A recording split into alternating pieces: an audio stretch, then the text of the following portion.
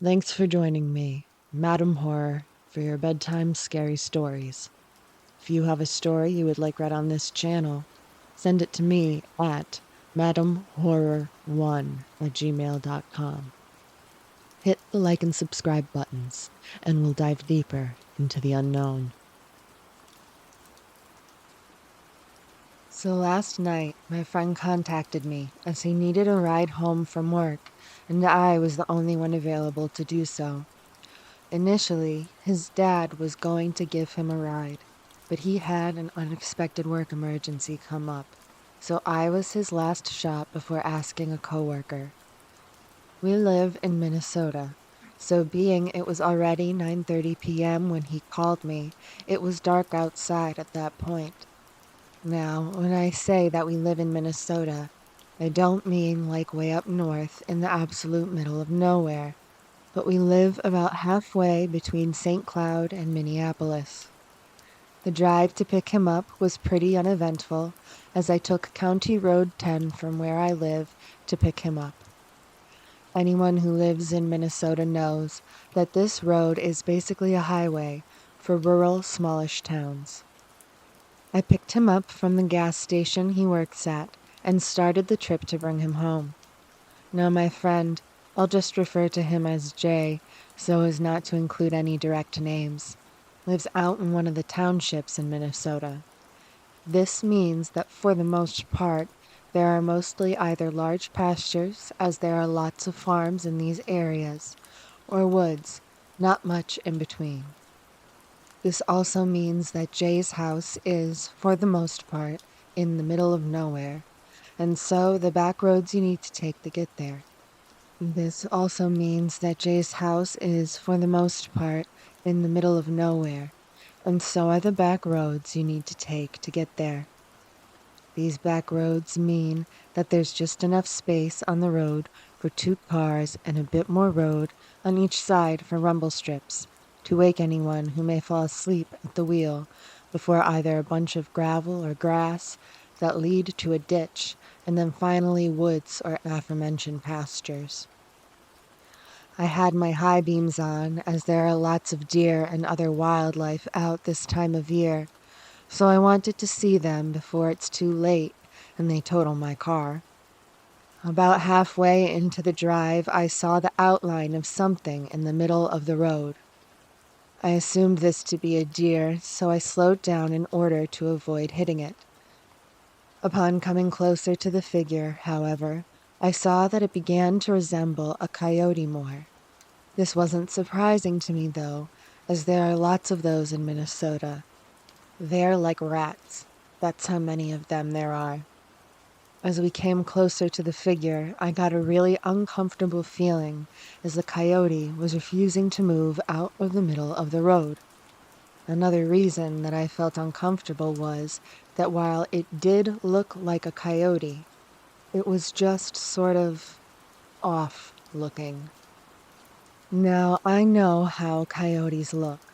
I was in Boy Scouts from kindergarten to 7th grade, and we'd seen plenty while being out camping.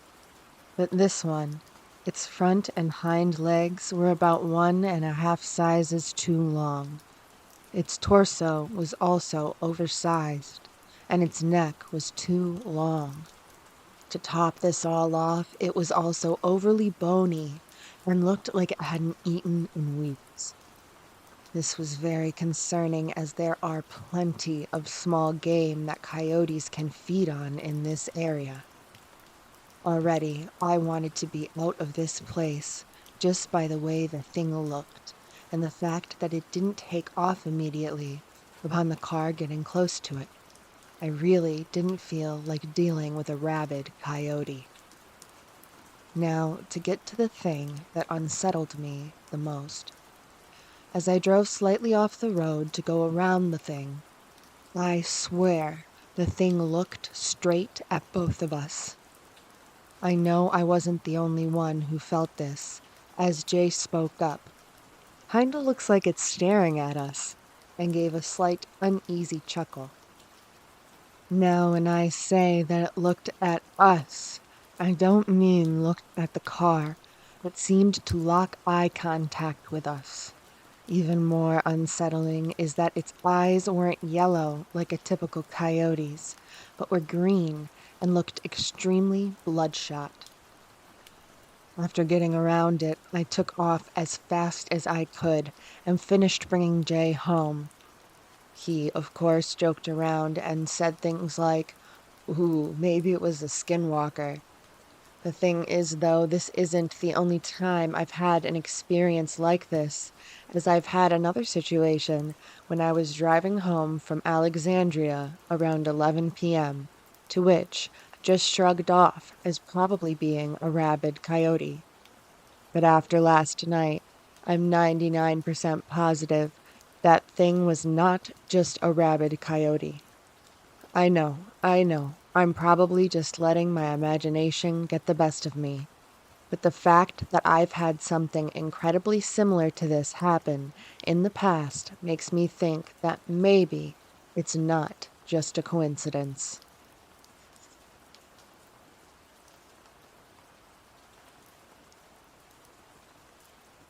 For a little background on my story, I live in a small town outside Kansas City, Kansas. But the area I live in has a lot of history around it, and there was a lot of Native American activity in the area. My house has a long driveway and is in the middle of a stand of woods. The woods have been there as long as there's records of the area. When we first moved into our home, everything seemed pretty normal. But after about living there a month, that's when abnormal stuff started happening. Pounding on the roof, animal scratches on our vehicles, and we started finding a lot of dead animals on the property. We even contacted the Kansas State Game Wardens, but couldn't find any evidence of poaching or poisoning, or even the animals getting hit by cars. So after about 2 years of this, my older brother moves back in and brings his dog with him. One night around 11 p.m., the dog starts whining to be let out. So I put him on the leash and walk him around our yard. Suddenly, he starts trying to yank me back towards the house.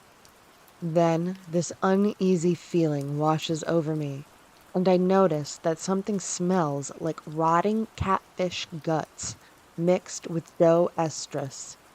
I feel like someone was watching me, so I turn around, and down by our garage, just inside the light, I see this figure. It was about 5 foot tall, hunched over. It was very pale, almost translucent. It had small, deep-set, beady eyes and a deer-like face. A sense of pure terror washed over me. I've never been more scared of anything in my life, and to this day, I've never felt that level of fear. I ran back into the house and wake up my dad and brother. They grab some shotguns and run outside to check it out. All they find are some pretty deep scratch marks on the garage. We contacted game wardens the next day. I described what I saw and smelled, and they said it was probably a very sick deer that had contracted mange or something of the sort. Weird stuff kept happening for another year or two. Then we had this really bad drought, and all the stuff stopped occurring. So I don't know what in the Sam Hill it was I saw out there that night.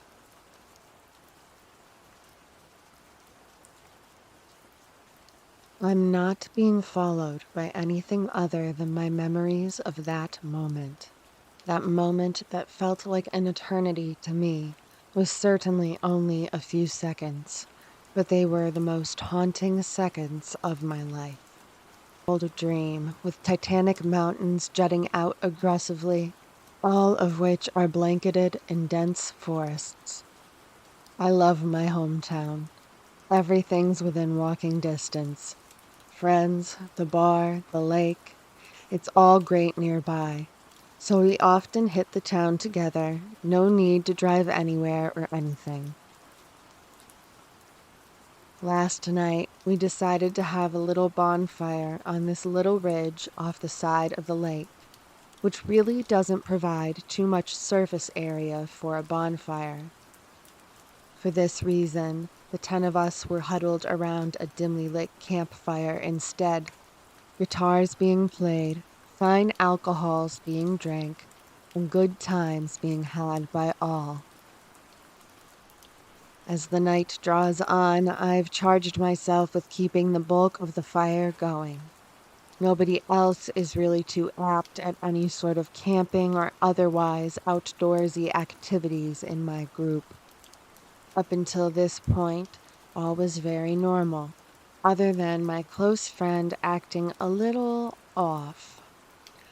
After our first few, he had run out and left by himself to get more.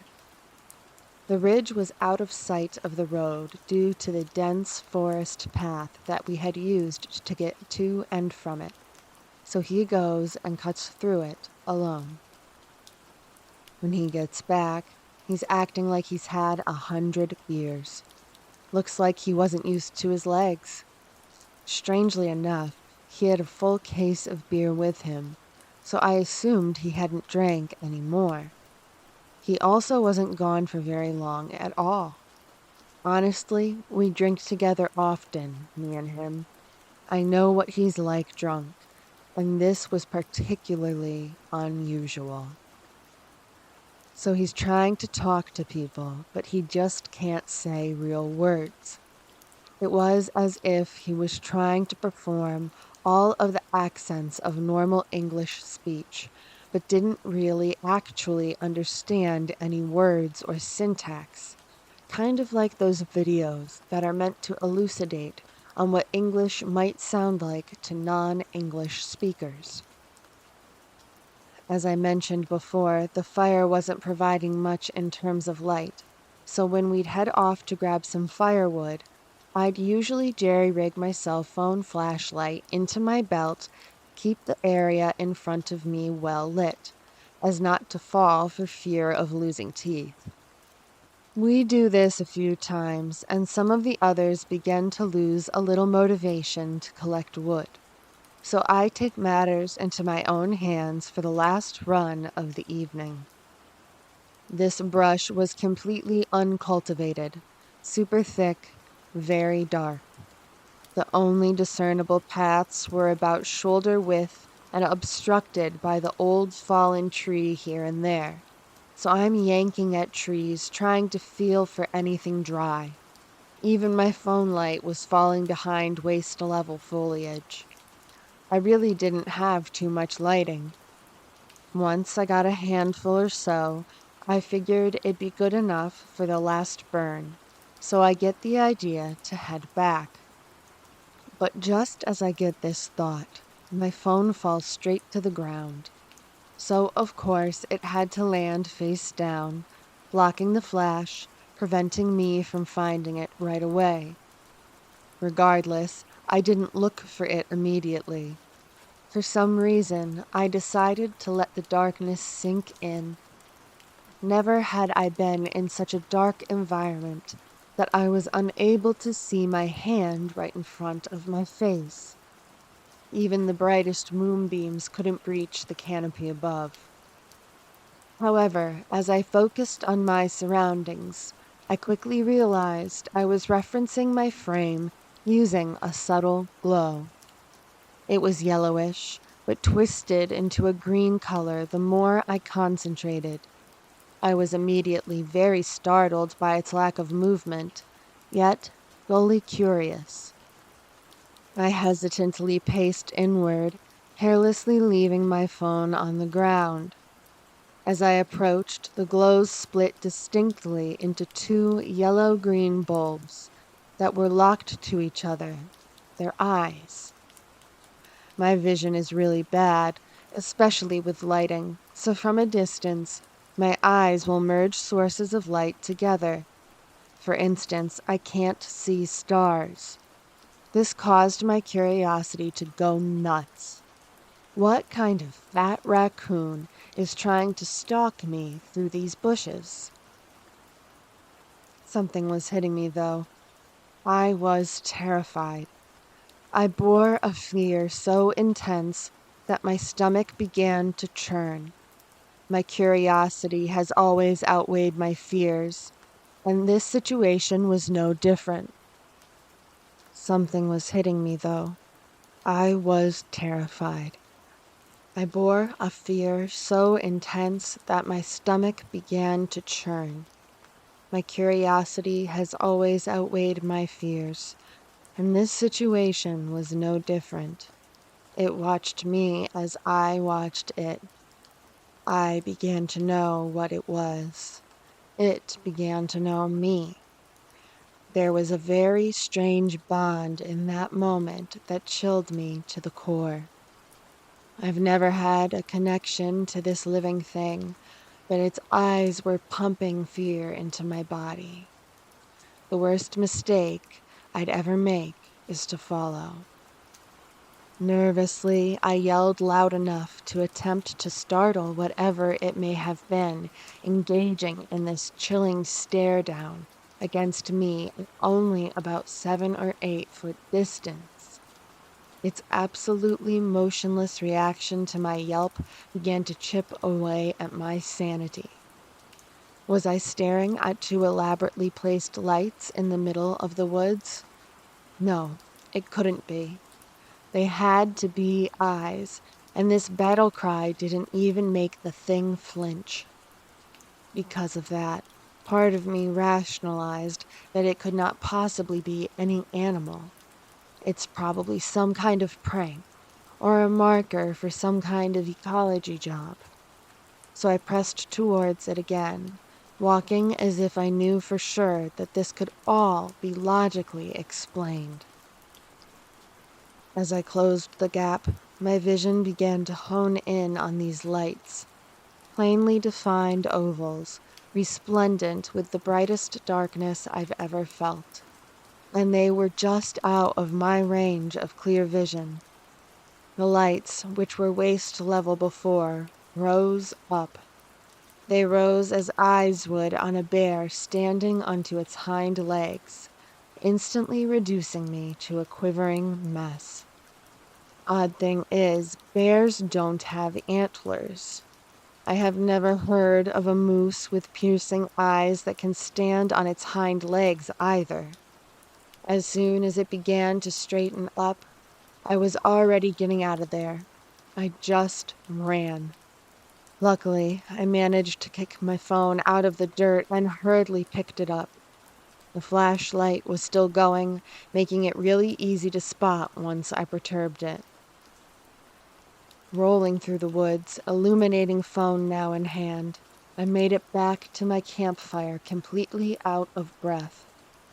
Now, normally I'd spray this story all over my friends, but I knew they'd just think I went freaking nuts or hit my head collecting wood.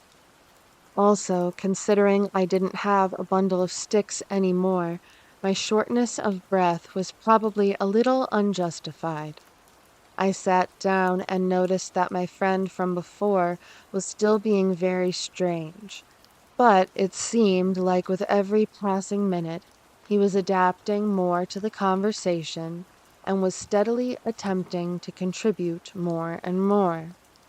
We are all good friends, which is why I find this unusual, considering the fact that he legitimately could not speak English 1 minute.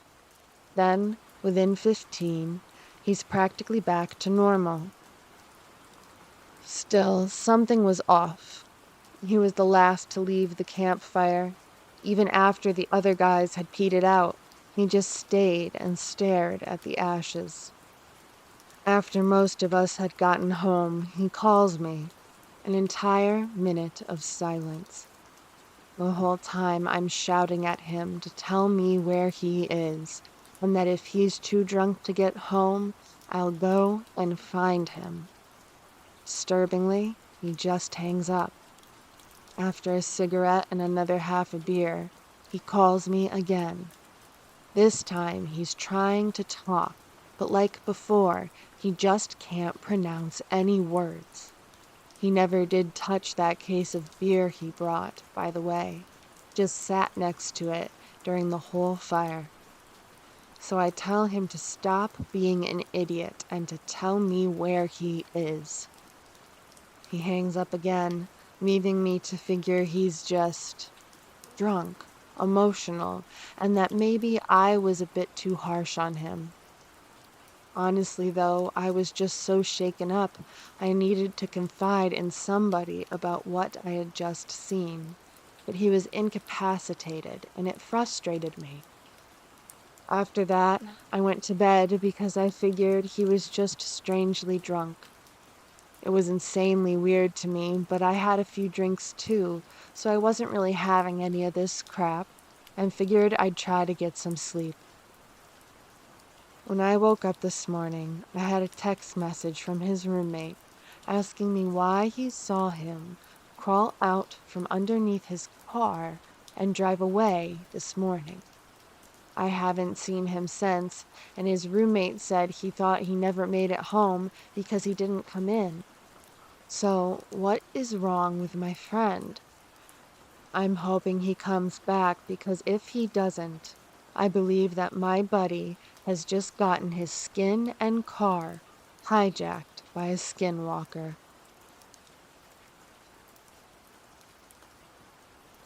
When I was 12, I was sleeping over at my best friend's house in the woods. They lived in a development that was very slowly being built. Lots of dense trees and half-built houses we called the skeleton houses. When I was 12, I was sleeping over at my best friend's house in the woods. They lived in a development that was very slowly being built. Lots of dense trees and half-built houses we called the skeleton houses. Sometimes we trespassed into the skeleton houses and pretended murders happened there, or that we were hunting ghosts. Early in the night, we had a big pasta dinner with her mom and watched The Lord of the Rings. We were obsessed with it, including with the cast, and we teased each other about our crushes on Legolas and Aragorn. We had a lot of sleepovers like this, and would get so caught up in our little world of fantasy and junk food and just laughing together. Her mom always went to bed super early, so we were left to our own designs. We snuck out, whispering and trying not to laugh too hard. We walked to the circle of road with a maple grove in the center. She had no neighbors next to her on any side, and on the far end of the road there were 2 half-built houses. When we got into one of the skeleton houses, we made sure to be extra quiet. We got caught by her dad one time when he was home from his job as a trucker. He could hear our laughter echoing off the walls of the skeleton house through his open window. My best friend and I sat in the middle of a big, empty, walk-in basement and pretended to summon spirits. We both pretended to actually believe it, but we could see the laughter in each other's eyes. And eventually, we did start laughing, but to keep our voices from echoing off the walls, our laughter sounded like panting, hiccups, and hissing. Our laughter died down, but as we caught our breath, the sound of panting continued. My best friend and I were so close we were on the same frequency. We looked at each other at that moment, then straight through the frame that would soon be a window. Amber eyes glowed through the window frame. This was not a low window, but a window for a window well, intended to let light in, but too tall to look out of. The eyes peered through the frame. The 3 of us froze. I recognized a nearly human intelligence in those eyes, and also a frenzied hunger. Then we heard scratching, and the creature began scrambling to get through the window. That's when we saw its snout and jaw, huge and agape, panting and drooling. Its lips pulled back, and it growled so low and menacingly, it vibrated in my bones. We ran, having just enough time to get some distance between us, but we heard its footsteps behind us, each booming step followed by the scratch of claws against the floor. My best friend and I ran out the front door into the night, which was lit by a half moon. I looked back and saw it step onto the front steps on two legs. It was like a giant wolf balanced on its back legs. I thought for a moment it was just going to stand there, but then it dropped to all fours and sprinted after us. My best friend and I barely made it through the front door when she closed it, and the creature slammed into it hard. At this point, we were holding on to each other and crying as it scratched rapidly at the door. We ran into her bedroom, shut the door, and hid in the closet. Eventually, the adrenaline wore off, and I guess we passed out from exhaustion. The next morning, as we sat at the breakfast table, hardly able to speak from shock, her mom went out the front door to get the mail. When she came back in, she had a surprised look on her face, and she wanted to know if we heard any animals outside last night. We said no. I still have this image in my mind of her shaking her head in disbelief and staring at the scratch marks on the open door.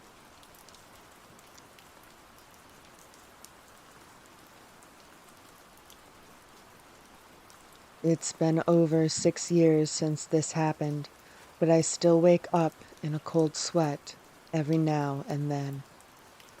My girlfriend, now wife, and I were going through a tough time.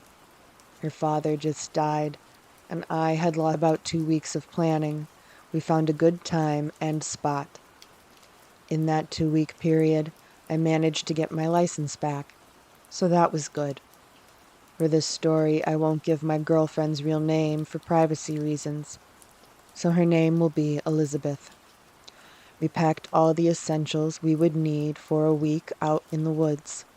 Tents, clothing, first aid kit, flashlights, a lighter, food, cooler, knives, a machete, $150 for an emergency, playing cards, a guitar, etc. Also, I brought a CZ USA 85 combat pistol, just in case. Thank God I did. We packed all of our things into the car and we were on our way. I'll spare you the 4-hour drive. We stopped at a Burger King about 9 miles away from our destination to recharge our batteries and stretch. Elizabeth pulled out her phone and looked at the weather, only to see that it was going to rain for the entire week. "Great. Now what are we going to do?" she asked. "I guess we should get to the campsite to set up the tents before it's too late," I suggested. We did just that. When we got to the campsite, it started to rain a bit, so we started to unpack as fast as we could. While we were unpacking, we noticed that this campsite was recently used, and the people who were previously there had no respect for nature. There was garbage everywhere. Every third step you would hit a can of beer or a plastic bag, and I think at one point I saw an unopened box of tampons. The wind started to pick up too, so all the trash began to fly around in random directions. When we finally got the tent set up and things inside, the rain really started to come down. We managed to secure the tent well, but the rain fly almost blew off. While Elizabeth remained inside to set up the cots, I went out with my poncho and a hammer to secure the rainfly. While pounding the stakes into the ground, I felt a cold wave of dread wash over me. I don't know why. I just felt uneasy. It was as if something was watching me over my shoulder, and I didn't know. By now it was getting pretty dark. If I had to guess, it was about 8:45-ish. I finished securing the rainfly and was about to head inside when I heard a howl a distance away. I thought it might be wolves, but sounded off, like a cross between a scream from a human and a howl from a coyote. I got goosebumps. I headed inside and zipped the door shut. Elizabeth and I snuggled until we both fell asleep. For the next 2 days, nothing too eventful happened, but the third night is when it appeared. There was no rain that night either. As we were sleeping, I woke up to the same howl I had heard 2 days prior. But the thing that scared me the most is that it was closer. I shook Elizabeth's shoulder to wake her up. She gave me a partial half-asleep stare. "Babe, there's something out the—" I was cut off by the howl again, but now it was like 200 yards away. That was enough to wake her. She sat up with sweat pouring down her face and shirt. "Why is it coming towards us?" said Elizabeth with fear in her eyes. That's when it dawned on me. We left some food outside after making dinner. It was probably going for our food. We sat in the tent, holding each other, shaking with fear in pitch-black dark. All of a sudden, we hear the growl again, but it was deafening. It was at our campsite. We heard it walking around looking for the food. Well, it found it. We heard what sounded like muffled screaming and loud thumping as it devoured our rations. Elizabeth hugged me tight and cried into my shoulder. I was frozen, just staring into the direction of the noise. The thing kept making these noises and screaming for like 3 minutes, until Elizabeth sobbed into me making some noise. The thing stopped eating. It knew we were there. I embraced Elizabeth and started to silently cry, too. This thing actually started to walk towards us. I thought, if I'm going to die here, I won't go down without a fight. I felt around for 2 things, my flashlight and my gun. I found those 2 in about 2 seconds, turned my flashlight and pointed it in the direction the thing was. What I saw made me scream. I saw the silhouette of a creature the size of a full-grown German shepherd, but way skinnier through my tent wall. What scared me the most is that it stood up on its hind legs and began to touch the tent. I snapped out of it and took 1 shot at the thing. Bang! It let out the most haunting, blood-curdling scream. I can't even describe it in words. I kid you not, it turned around and ran away on 2 legs. We stayed awake for the rest of the night, fearing it might come back. Luckily, it didn't, but we still heard its screams. At the crack of dawn, we grabbed all we could, jumped into my car, and drove out of the area as fast as we could. There was no time to even dismantle the tent. We ended up staying in a hotel for the rest of the trip. That spare cash we brought was worth it. We ended up leaving half our stuff in the woods, but we didn't care. During the whole car ride out of the area, Elizabeth was crying and hugging my arm. After we returned home, we moved 1 month later. Elizabeth ended up going to therapy for 4 months to recover. We now have a baby boy and are living far away from our old home and the woods. We actually have a fear of camping now, but we live in a city, so there's no problem. If anybody knows what we saw, please let me know. And may God return the thing we saw back to its home. Hell.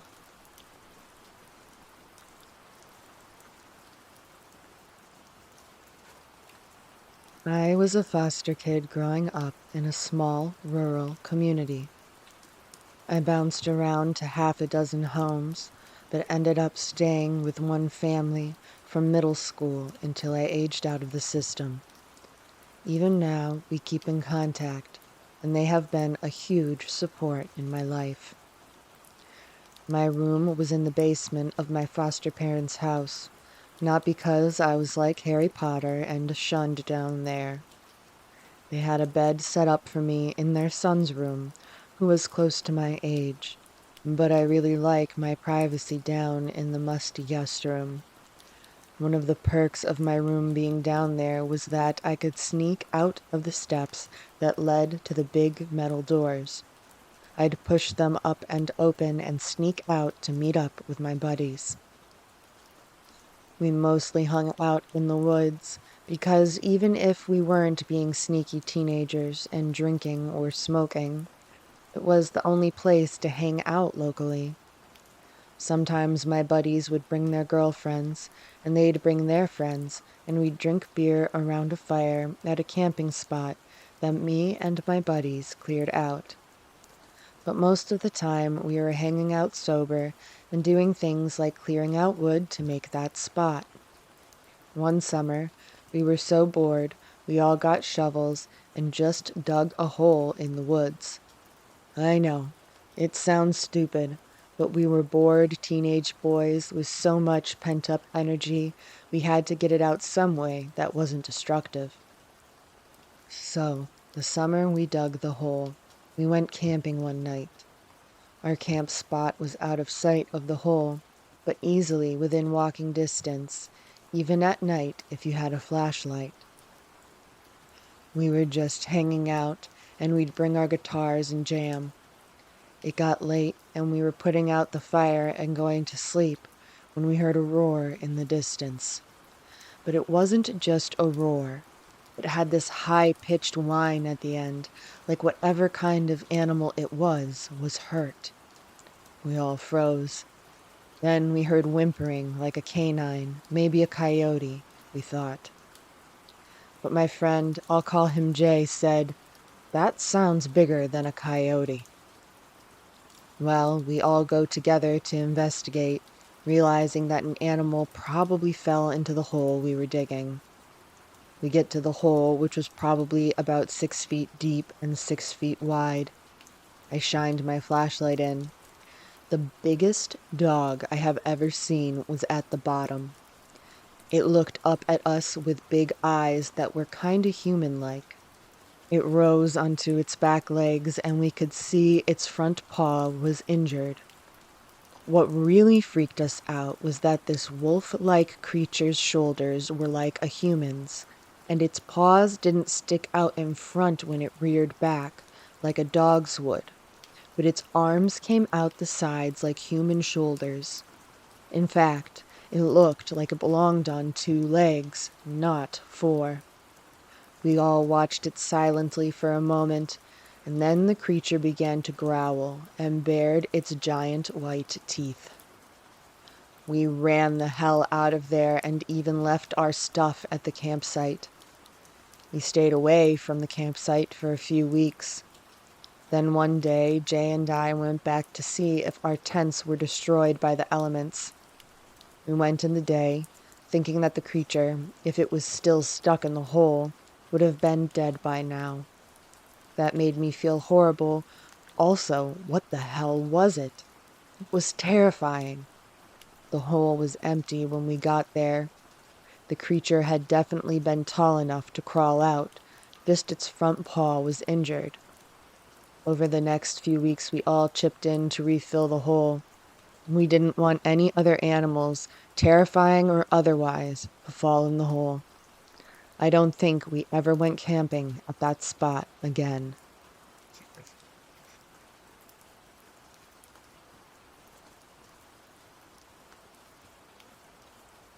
This was about 23 years ago, and I had no clue what a dogman was, and didn't believe in anything supernatural back then.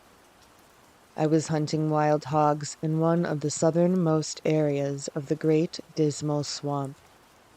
This is far south of the wildlife refuge where it ends at the Albemarle Sound in eastern North Carolina.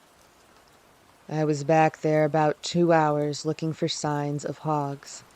I could tell something had been back there at some point, but it had been a while. I got a little further in, and started smelling what I had thought was a boar. It's rutting season, and male wild hogs have a very distinct smell. It's musky and kind of fermented, mixed with old poop and urine. Kind of hard to explain if you've never smelled it before. However, this was different. It was musky, but more like an outside dog that's soaking wet. I stopped to look and listen, and after 10 or so minutes, I started hearing a snuffling breathing that came and went. After a bit, I started to hear some growling. I started to get a little freaked out because it didn't sound like a hog, and it sounded big. I stopped again and knelt down and waited and looked around. Where I was at, the brush was pretty thick, so I really couldn't see more than 20 or so feet in any direction. That's when I started seeing movement. It definitely wasn't moving like a hog. It was kinda low, walking crouched down, but not on all fours, and I was only getting glimpses of it, and it would stop. It was probably about 40 feet away. This is when I actually started getting scared. I was born in northeastern Kentucky and spent most of my free time as a kid in the woods, camping, riding dirt bikes, and have always been comfortable, even in the deep woods. So when I moved to North Carolina, I fell in love with the swamp. This is the first time I think I had ever felt real and actual fear. I had a Mossberg 590 shotgun full of 3-inch 00 buckshot, but no extra shells and no pistol. The 590 also has a bayonet lug, so I took out the bayonet and put it on. After a bit, I realized that this thing has gotten between me and the way I came in from my boat, and I'm starting to panic. I try to start getting further away from it and headed in the right direction. And then I see it again, and it's standing up, and it's pretty damn tall. It was still back in the brush, so I couldn't really make out any details, as it's dark as hell back there. I wanted to cry and run, but I knew that was a bad idea. It didn't seem like it wanted to get in the water, so I started wading through the canal, headed back towards my boat. I started to put some distance between it and myself, so I got back on hard ground to move a little faster, but I can still hear it snuffing and growling and moving through the brush, but it's not close anymore. I made it back to my boat, and I'm soaking wet and freezing, but I thank God I made it out of there, and just in time as it's getting foggy and starting to drizzle. I had never been that scared in my life. I made it back to my buddy's house and tell him what happened, and I can tell he knows something when I tell him where I went. He brings me in and gives me some hot coffee and a big slug of bourbon in it. When I calm down, he takes me to the other house out back of his property, to where his granddad lives. I'd met his granddad before, but he had always been kind of standoffish to me. He, my buddy, and his family had lived in that area since after the Civil War. I think his granddad's great-granddad may have been a slave around there, but that's a story for another day. I guess what I mean to say is his family had history in that area and knew the place a lot better than me. After I told his granddad what happened, he stood up, looked me in the eye, and said, "Don't go back in there. You're lucky you made it out. That's where the big dogs live." I left and went home and slept for 18 hours. I tried to forget about that experience and started to believe I was just seeing things and freaked myself out. I eventually forgot all about it until a few years ago. So that's my story. I'm 44 now and still live in coastal North Carolina, but haven't been back anywhere close to that area. I still hunt and love the outdoors and the swamp, but don't go too far in anymore. In the summer of 2012, I took a job as an expedition canoe guide on the Boundary Waters in northern Minnesota, Pacheco, southern Ontario. These are massive wilderness area of lakes and land. I was working for the Boy Scouts and we were based on Moose Lake on the US side. My job was to facilitate a fun and safe multi-day trip, anywhere from 7 to 12 days out. Most of that summer was typical, but one expedition in particular still haunts me as a result of what happened to us over the course of a few days. Here is the full account. My crew was on the younger side. There were 9 of us in total, the maximum allowed in a group per our permit. There were 6 scouts, 2 adult scoutmasters, and myself. They had wanted to do a 200-miler, but didn't have the physical ability, so we had to amend our route. They were bummed out, so I decided to take them to a waterfall called Eddy Falls. It's pretty flat up there, so a waterfall is somewhat rare, but that decision would end up putting us in the path of something. We visited the falls and camped near to it. That evening I had the boys working on camp setup, while the advisors worked on fire for dinner. I was collecting firewood in a big tangle of down trees, brush, and bramble. I could faintly hear the falls to my left, when out of nowhere I hear the most unearthly scream, roar I've ever heard. It stopped me dead in my tracks, and I was frozen. The second scream was closer, and the third closer. I couldn't see anything due to the thickness of the brush, but whatever this was, it was coming directly at me. By the fourth scream, I could feel it in my chest. I got nauseous and involuntarily barked at it. I've never before or since heard that sound come out of my body. The fifth scream almost physically hurt, but it snapped me back to reality, and I ran back to camp. My crew had heard it too, but what am I to tell them? I claimed it was a boar. There's no boar up there, and the advisors knew I was lying, but didn't call my bluff. After dinner, they went to the tents, and I retired to my hammock about 50 yards from camp. As a rule, I always set my hammock at my head height, so about 6 feet up. I would use a tarp over my body and head to keep the morning dew off, and the morning mosquitoes at bay. But the tarp wasn't strung up. That's important. It was just loosely over me. It must have been around 3 or 4 a.m. when I was awakened by what sounded to me like a woman sobbing. Not an outright cry, but a sob. At the same time, I'm hearing something walking through the thick brush down past my feet. So I listen, totally still and quiet as it crosses into camp. I could hear the change from brush to granite rock, but could still hear its heavy footfalls as it walked right through camp, and on towards me.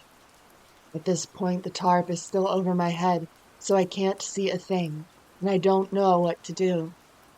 In no time, it was standing right next to me. I could hear the breathing, loud and congested sounding. I could smell the musk. I could feel its enormous presence only inches from my body, just standing there. Time to make a decision. I suddenly threw the tarp off my head, and as I did this, my left hand touched this thing in the chest. It was dark, but I could make out briefly a very large upright figure. The hair on it was long and coarse. The musculature was impressive. Bodybuilder status pectoral is what I touched. It all happened in a second, and as soon as my hand made contact, it bolted back into the brush with immense speed for such thick debris. By the time I got my headlamp on, it was gone. My crew had slept through it all, so I read until the sun came up and decided not to mention it. The next day, we moved on a few miles towards base camp and camped on a small island. Campsites on the U.S. side are designated by a fire pit and a grumper, which is a fiberglass toilet over a deep hole. One of the adult advisors needed to visit the grumper, so he walked towards it.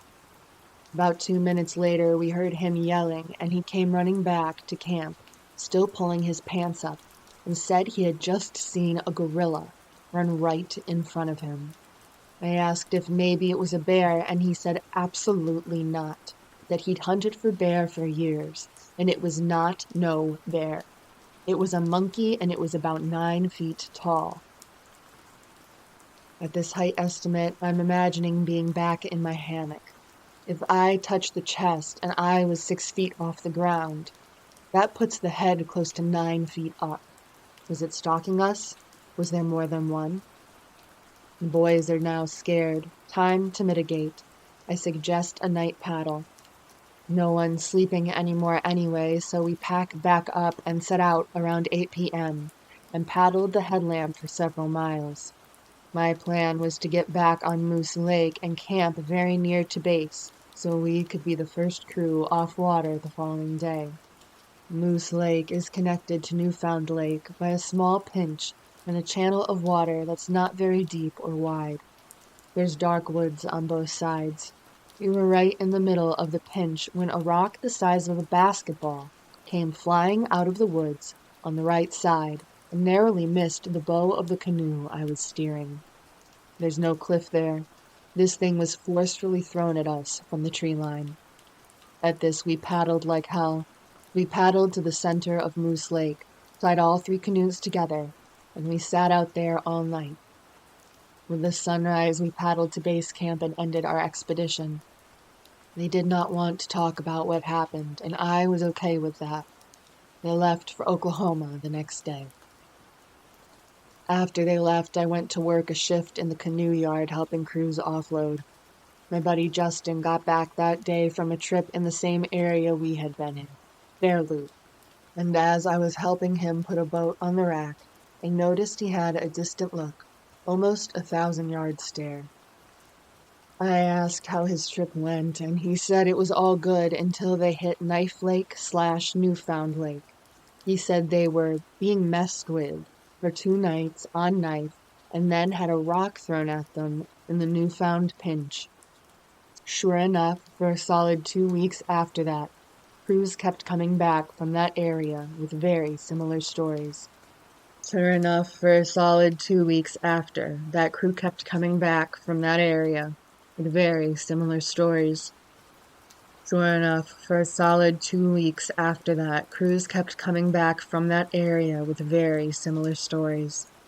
One night, there was a crowd of us guides in the staff lodge swapping trail stories, and these encounters came up one after another. Screams, rocks, sightings of apes. Then, from the back corner of the room, I hear a chuckle. It's one of the old veteran guides who'd been there for over a decade. All he said was, "It's about time somebody else seen one." I asked how long he'd known they were there. He said he's been encountering them for 10 years. Then he said, "They talk to me." This shocked me. "Like a language?" I asked. "No, they communicate telepathically. The less you acknowledge them, the less they'll bother you. But they can read you, and they like it when you're afraid. It's like a game to them." What happened out there is still a big question in my mind. I've always been open to the idea of Sasquatch. Their existence was never a huge stretch for me. But what really sticks with me is the way that veteran guide spoke of their intelligence and parapsychological abilities. That they can read human emotion as clear as pages in a book. That they know our species better than we know ourselves.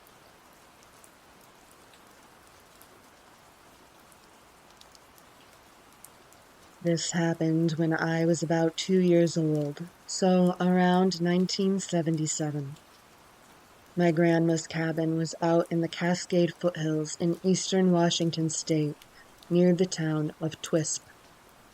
It was winter, with temps well below freezing, around 2 to 3 feet of snow on the ground. My grandfather had gone hunting recently, and the overflow that did not fit in the freezer was stored outside on the enclosed back porch, under some galvanized steel watering troughs that were upside down to protect them. Granny heard a loud crash like one of the troughs being thrown over. Grandpa hit the porch light switch, and a huge crash shook the house. He grabbed a gun and ran outside, thinking it may be a bear. The trough was still in the yard. That was the first noise Granny heard. The second noise and the house shaking turned out to be a 4 by 4 inch porch support pillar that got snapped in half like a twig.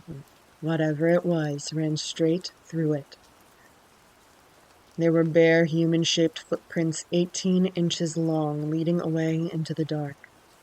My dad had my mom, sister, and myself there by 8 a.m. the next morning, a 5 to 6 hour drive in the winter. This story has been told to me at various times of my life by my mom, dad, and grandmother, all at different times, and always the same. My dad and grandpa followed the tracks to the river, where they lost it because it traveled in the shallow water so as not to be tracked. The trail was littered with the wrapping my grandma had wrapped the meat in. It was not torn open, as would be expected, but apparently looked to have been carefully unwrapped. The dogs, one of which was half shepherd, half coyote, were too scared to pursue. My grandmother always mentioned the awful smell as well. It lingered around the porch area for a short while after. According to my dad, this thing was big and heavy. The footprints were sunk so deep in the frozen snow that he could not even match the depth by jumping from the porch roof. Some federal agency or investigators took the hair samples that were left on the 4x4, and I have been told that the test results showed no known animal. Keep in mind, this was the late 70s, so not real high tech. I have seen the plaster casts of some of the footprints with my own eyes. They have always struck me as the most authentic I have seen. Not because it was my family story, but because of the one toe. One big toe on one foot. It sticks out at a funny angle, like it was broken and not set correctly before it healed. That seems hard and pointless to fake, just to fool a couple living out in the woods, especially in 1977, in Washington. My grandma has always been convinced it was Sasquatch.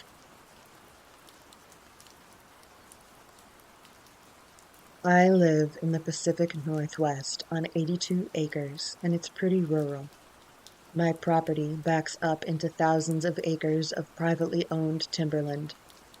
I have one neighbor about 100 yards past my house. We live on a dead-end road that just so happens to end at a cemetery. My property borders said cemetery. A few days ago, me and my buddy were loading up my truck and getting ready to go out and cut some firewood. It was about 5 a.m., so the sun wasn't up yet. I have a few extremely bright LED auxiliary lights on my work truck. I mean, these things light up the night like it's daytime. I was parked facing my open field that has a heavily wooded tree line about 50 yards away from where we were parked, loading up our gear for the day. I had all 6 of my aux lights blasting into the field so we could see what we were doing. The field was lit up like the 4th of July all the way to the tree line and then some.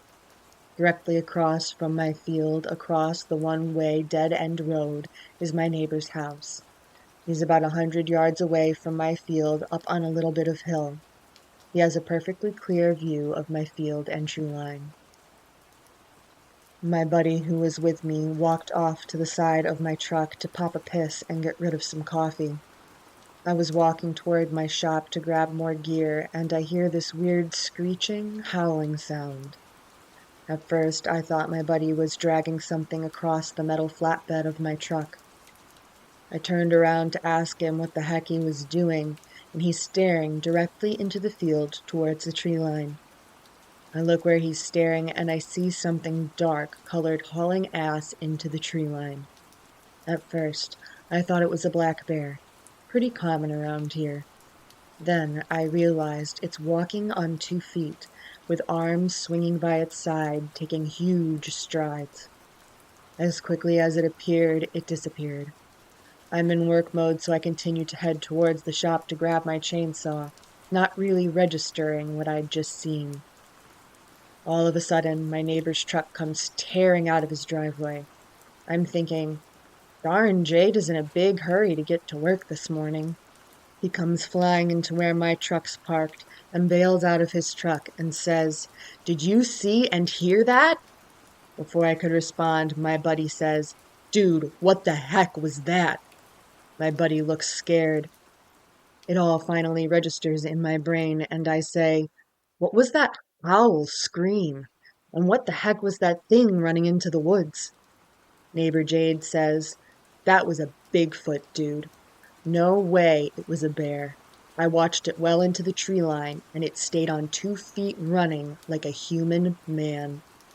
My buddy confirms this by nodding his head, and he's still as white as a ghost.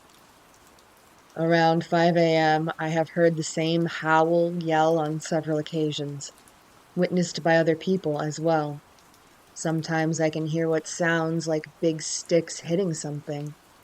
I'm guessing a tree since it has that solid thud sound. Oddly enough, there has been a story I've heard from multiple people out here about 8 foot tall man. I always thought it was just some story to scare kids. Now I'm thinking there's absolutely some truth behind it. I always believed in cryptids and things of that nature. The property I live on has been in my family since the early 1900s. I inherited it a few years back. I grew up here, then moved away for a while, and about 5 years ago, I built a shop house on the edge of the property that's close to the cemetery. I've experienced things here that I don't tell people about because they'd think I was full of it or just insane. Anytime I have guests over and we're hanging out late, something weird always happens. Recently, I've had a woman's hair pulled so hard that it unsnapped the hat she was wearing. A couple days later, my other friend and her girlfriend were hanging out, and I was telling them about the chick that had her hair pulled. They were both chuckling a little bit, thinking I was trying to scare them. And right as the clock hit 3 a.m., all of us heard a lady speaking clear as day through the radio. She said, "Don't laugh. It's real." They both freeze and look scared. I look up towards the speakers where the voice came from, and there's a kid-sized handprint on the ceiling directly above the speaker. I know it wasn't there before because I had just set the speakers up that day. The handprint is still there. I have an old dump truck parked in front of my shop that looks like it came out of a horror movie. One of my other friends says she always sees a weird-looking dude sitting in the truck. This chick is tough as nails, and I've never seen anything scare her before. She won't stay at my house past 2 a.m. anymore.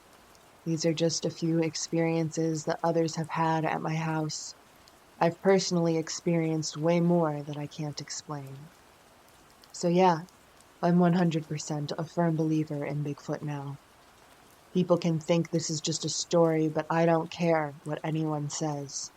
I know what me and the 2 other witnesses saw.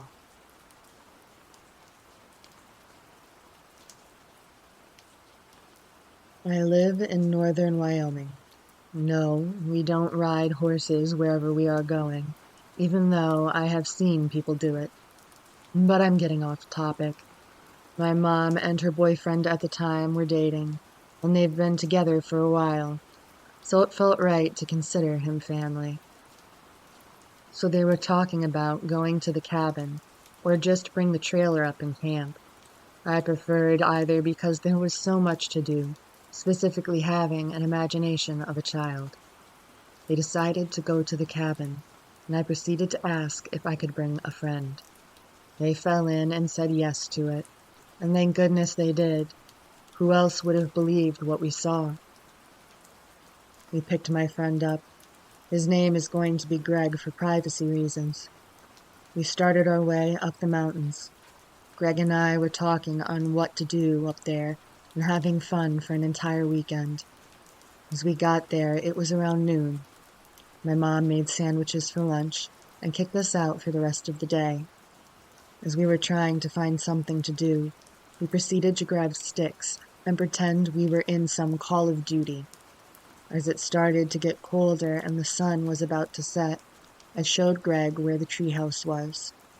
The treehouse was just a platform with 2x4 holding it up, 3 trees on each corner, with an opening where a makeshift ladder was. As we were sitting there, we were talking about school and things that were going on. All of a sudden, Greg stopped talking. I felt an odd feeling fill my body. I looked where Greg was looking. I saw a creature that stood 8 to 9 feet tall. The afternoon sun hit it just right to show the fur all over its body, except the face area. As it's poking its head back behind and around the tree, I looked at Greg. "Hey, I start to say as he gets up and jumps off the treehouse. I sit there and look at the creature that moved to a different tree closer to me. Fear hits my body and my eyes started to water as I watch this thing peering right back. As I'm looking at it, I swear I see another one about 20 yards away from the first one. I didn't want to be here anymore, so I decided to keep looking at it and scoot my butt over to the edge. I see the other one running to another tree. Jump. I pick myself up and sprint toward where Greg sprinted off to. As I ran, I hear him. "Run! It's behind you!" I try to run faster and I hear loud thumps behind me. We looked back and see the 2 silhouettes stare right back at us. I don't know if they were curious or what. I'm glad we didn't find out. My best friend and I love camping and hiking adventures. We are not as adept as some, but enjoy crashing at rural campgrounds and long days of collecting mountain peaks. There is absolutely nothing better than a full day out in the woods hiking and moving your body, then going back to your campsite for a campfire meal and a good night's sleep. One trip to the Adirondack Mountains in upstate New York, we chose a campsite at the back of the grounds that was heavily shaded. There were also not too many people this weekend, and we were nice and isolated in our corner of the grounds near a trailhead that led into the High Peaks wilderness. The next day, we hiked up that trail, a good 8 miles and 3,000 feet of elevation gain. While we were on top of the mountain peak taking in the nature around us, we got socked in. For those who don't know, getting sucked in is when the clouds or fog become so dense that you can see nothing from the peak but a wall of white. This fog rolled in so fast, it not only obscured our view of the valley, but we lost our visibility in general. Holding up my hand, it appeared through what looked like a cottony filter. Danielle and I were surprised by how fast the fog rolled in and decided to head down the mountain. It was evening, but the descent would take until nightfall with clear visibility. Danielle and I were surprised by how fast the fog rolled in and decided to head down the mountain. It was evening, but the descent would take until nightfall with clear visibility. Danielle put the red light on her headlamp, and that helped us to see the overall rocks and roots. But I only had a flashlight, absolutely useless in the fog. As it got darker out, she basically needed to lead me. What's strange is that, as we descended in elevation, the fog should have lessened. It didn't. Instead, the scent of rot, like a dead animal near the trail, grew stronger and stronger. But there was no escaping it because we had to stay on the trail. Bushwhacking would only get us lost, and we were not prepared to sleep on the cold mountain as temperatures dipped near freezing. Despite the stench, we decided to take a short rest and then get a move on. That's when the silence kicked in.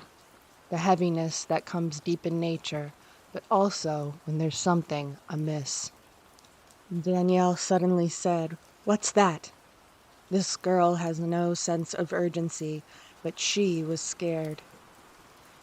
I looked where she pointed, but didn't see anything. She didn't want to tell me what she thought she saw, and was suddenly embarrassed. Then I saw it.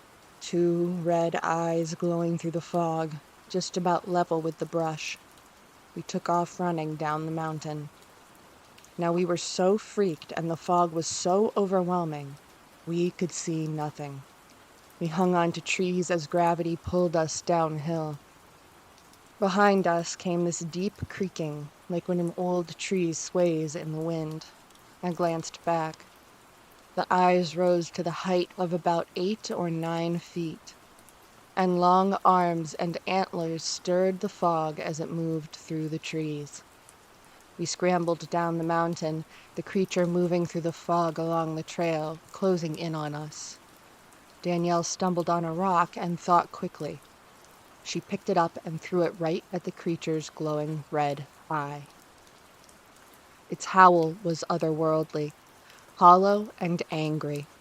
We took off again, gaining distance on the creature as its howls faded into the distance. When we reached our campsite, which, remember, was at the trailhead for the trail we just climbed, we lit a fire and ate in silence. The creak of every branch made us jump. Then Danielle asked, "Do you think we should sleep in the car tonight?" I agreed, though neither of us got much sleep that night.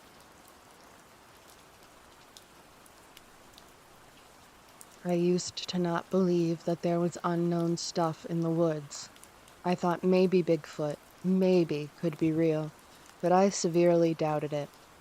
After this happened, I know there's something unknown out there. I had just bought my first AR-15 style rifle and bought a 60-round drum magazine.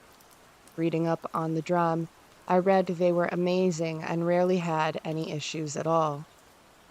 A few days after I got it, I finally decided to take it out for a test drive and sight in my gun a little better.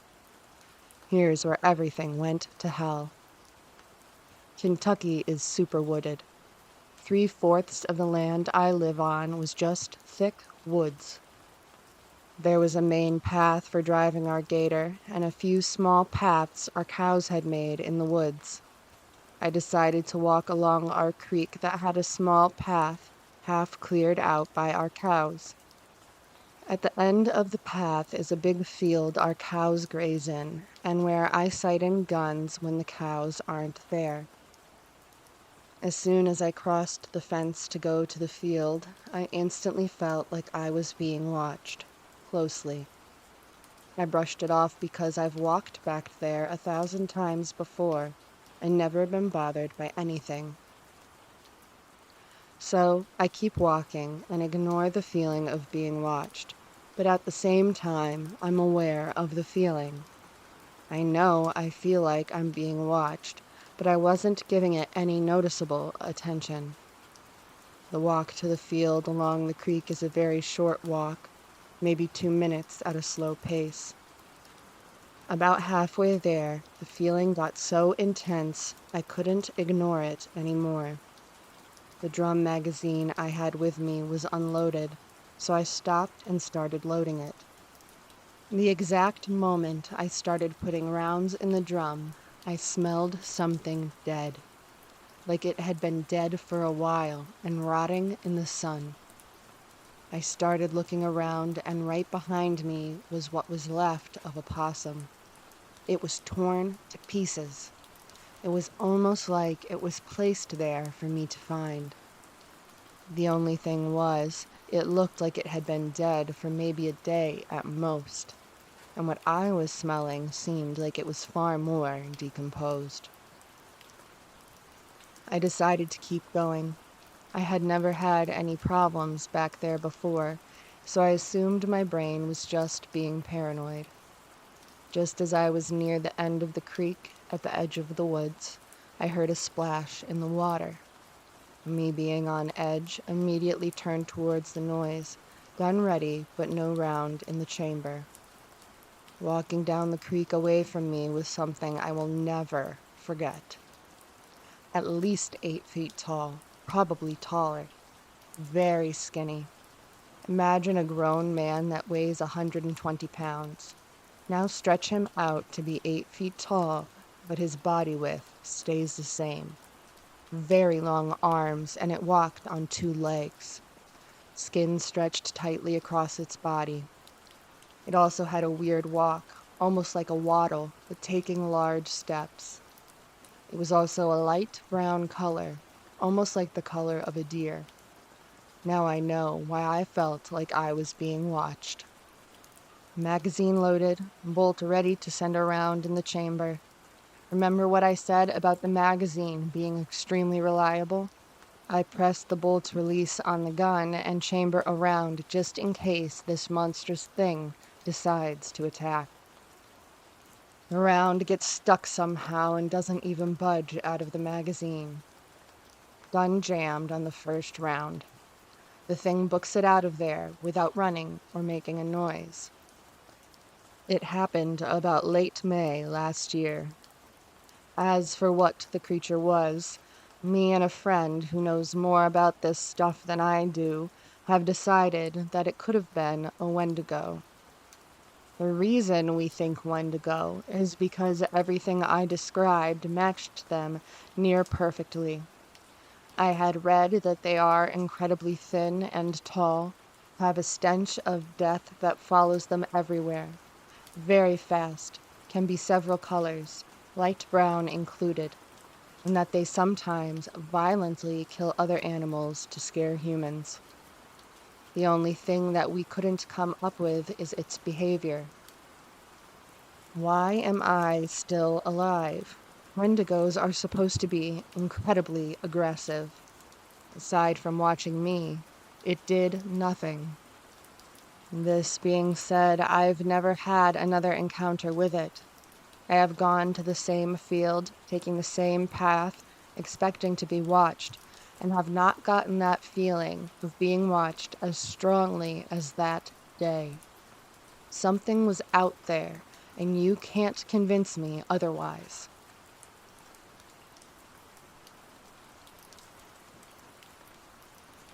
I'm an animal control officer for a rural county. I cover an area that has isolated communities of people who don't trust outsiders. I say this because after this call, I couldn't get anyone to talk to me. In dealing with these communities, I had some rather strange calls. One such call was made by a woman whose family had moved into one of these places. She and her husband were doctors, and since rural doctors are hard to come by, she and her husband wanted to fill that need. A problem that the doctors ran into was a number of animals that were allowed to run loose. This triggered several calls from the woman to me about aggressive dogs. The last call I received from her would also be one of the most terrifying. I was called once again about an aggressive animal, but this time she wasn't sure if it was a dog or not. She'd made a house call to a family that lived at the end of a long dirt road. When she stepped into the house, things got weird. She told me that while she was doing a checkup on the children, she heard a growling noise coming from behind a wall. When she asked the family about it, they quickly escorted her out of the house. The doctor had warned me that the road was poorly maintained, and I knew immediately that she hadn't been exaggerating. The first pothole I hit, I thought I was going to tear off my front tire. I slowed down further until I was going about 2 miles an hour. By the time I got to the end of the road, my teeth were rattling. I grabbed my gear and stepped out of my truck. I looked around, and all I could see was trees. I felt the hairs on the back of my neck standing up, and regardless of how warm it was, a shiver crawled its way down my back. I took a deep breath and shook the feeling off. The doctor had told me the house was half a mile from the end of a dirt road. As I walked down the path, I became aware of the lack of sound. Usually, I would hear birds, bugs, or animals moving through the underbush. Now, there was nothing to hear except my footsteps. I kept looking around me, hoping to spot any sign of life, but I was out of luck. All I could see was the sun shining down through the trees, and I could feel the temperature rising as the morning wore on. Then, as I got closer to the house, I could hear the sound of children playing and animals calling out. I felt myself sag in relief at the sounds of life after such a quiet walk.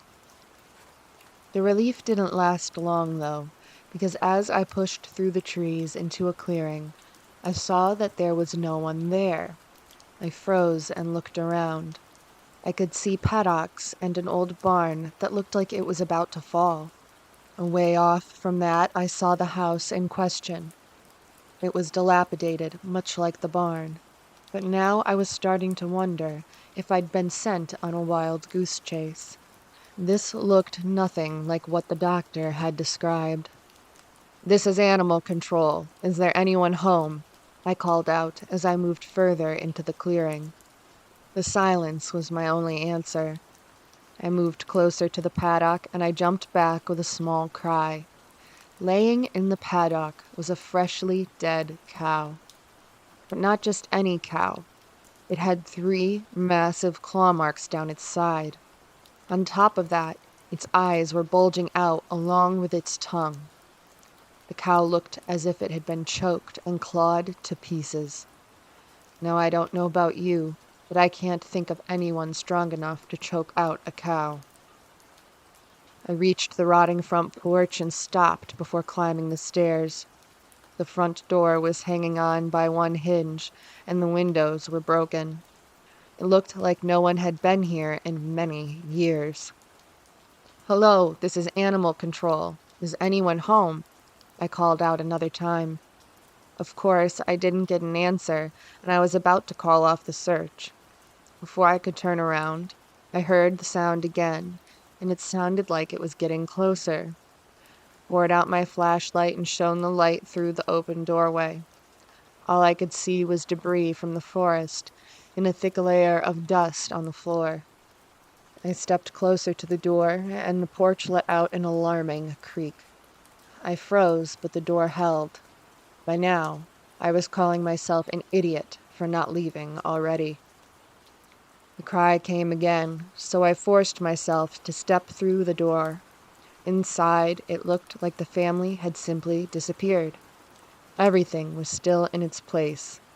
In the corner of the room, there was even a dinner sitting on the dining table.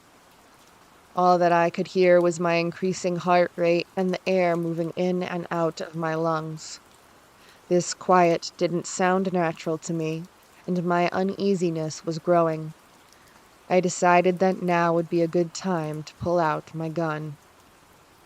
I moved past the kids' rooms with the largest bedroom at the end of the hall, and I saw blood smeared across the wall behind the bed. It was in the shape of large claw marks, and I tensed at the second sign of violence. I looked around the room, and my eyelids slid across a shadow. I brought the flashlight up, hoping that I was seeing things. No luck, because sitting in the corner was an animal as tall as me sitting down, and on each of its front feet were 3 massive claws. The muscles of the front legs looked strong enough to strangle a hippo, much less a cow. The creature gave a low cry, and I went cold. It sounded like a child crying. I started backing towards the door, and the creature stood up. I could see instantly I was right about the size. I watched in horror as it opened its mouth and started panting. It had rows of massive teeth, and even from where I was, the smell was horrible. Its back legs were as muscled as its front legs, and I wondered how I could outrun this thing if I had to do so. I took another step back and the creature stepped forward. It felt like some kind of strange dance as I walked backward, and the creature matched my steps. I brought my gun up and leveled it on the creature. I had a feeling that it was waiting for me to let down my gun. At the sight of it, the creature lunged for me, and I quickly fired off 2 shots. The creature fell back with a deafening roar. I used this opportunity to turn and run, not taking time to find out where I hit the creature. I knew I had wounded it, so I was hoping it was enough for me to get away. As I ran towards the door, I could hear the creature trying to get up. It was making these awful whimpering and crying noises. It sounded so much like a child in extreme pain that I almost turned back. I found a place to hide, and I waited anxiously for the creature to find me. After 10 minutes, I clutched my gun in my right hand and cautiously stepped out of my hiding place. I looked around, but the coast was clear. As I walked, I could have sworn that there was something behind me. Every time I checked, though, there was nothing there. I still jumped to every sound, and I was constantly checking behind me. Although it had been quiet when I first walked down the path, now it sounded like every branch in the forest was cracking. Somehow I made it back to my truck unharmed. When I stopped to catch my breath near the truck, I saw to my horror that there were 3 long claw marks down the side of the driver's door. I quickly fumbled my keys out of my pocket, something I knew I should have done already. I managed to get the door open without dropping the keys. Once the door was opened, I scrambled inside. I was desperate for some water, but before I could reach my thermos, I saw movement. I looked up and saw the creature was watching me. I swallowed a scream at the sight. I felt the creature was playing with me. It started moving forward, and I frantically turned the truck on. I jerked it into reverse and made the fastest turnaround I've ever done in my life. As I started forward, I saw the creature stop. I made it back home in record time. I ran into my house and placed a call to the doctor that had sent me to that house. I desperately wanted answers, and she was the only one to have them. Instead of the woman doctor, a confused elderly woman answered the phone. I asked for the doctor, and the elderly woman told me that she'd lived in her house for 50 years. She also told me that the phone number I called had been hers for the past 20 years. I apologized for bothering her and hung up the phone. I was now confused and terrified. I made some more calls, but everyone I talked to said they didn't know who I was talking about. I don't know who I'd been talking to, but it wasn't a doctor wanting to help some unfortunate people. I never went back to that house. Some instinct was telling me why the creature had let me go. It wanted me to bring more people to investigate. Therefore, that would be more food for him. I had no intention of doing that. For one, who would believe me? And 2, I may be a bit stubborn, but I'm not stupid. I had gotten away once, but I doubt I would get away again.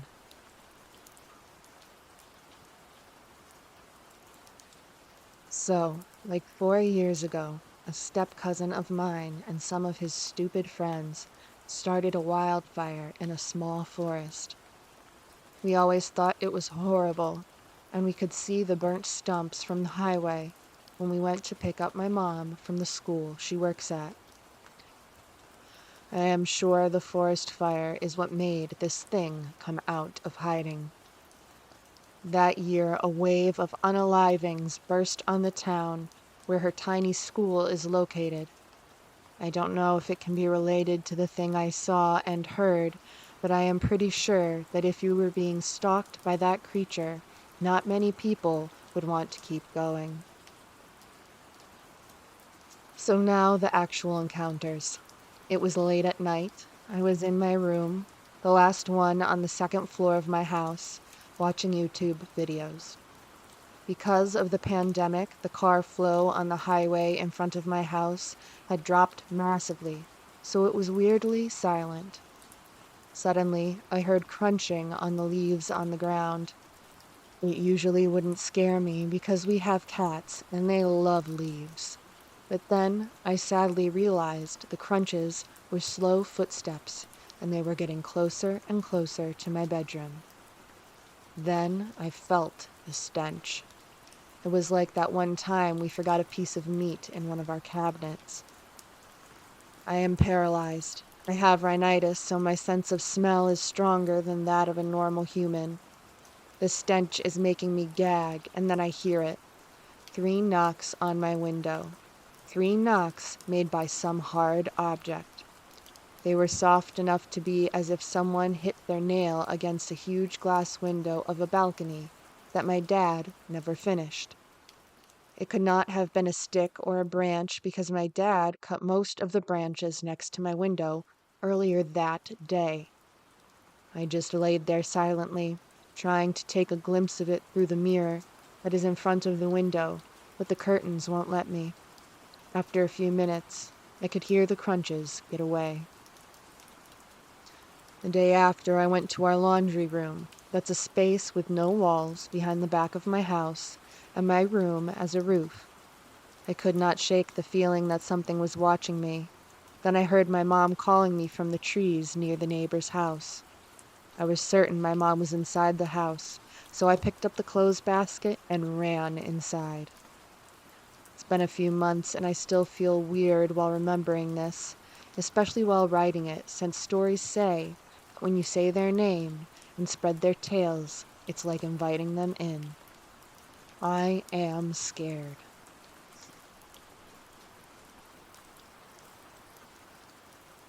I hope you enjoyed tonight's scary stories.